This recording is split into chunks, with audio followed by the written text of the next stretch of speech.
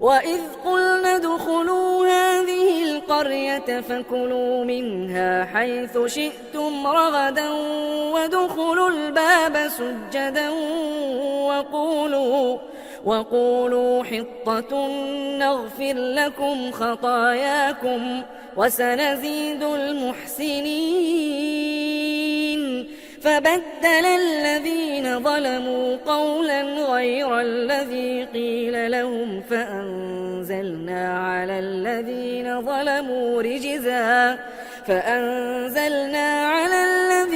ظلموا رجزا من السماء بما كانوا يفسقون. وإذ استسقى موسى لقومه فقلنا اضرب بعصاك الحجر فانفجرت منه 12 عينا قد علم كل أناس مشربهم كلوا واشربوا من رزق الله ولا تعثوا في الأرض مفسدين.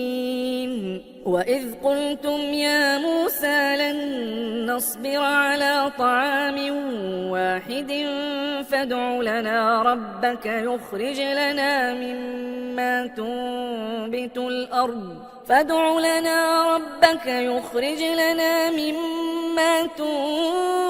الأرض من بقلها وقثائها وفومها وعدسها وبصلها قال أتستبدلون الذي هو أدنى بالذي هو خير اهبطوا مصرا فإن لكم ما سألتم وضربت عليهم الذلة والمسكنة وباءوا بغضب من الله ذلك بأنهم كانوا يكفرون بآيات الله ويقتلون النبيين بغير الحق ذلك بما عصوا وكانوا يعتدون.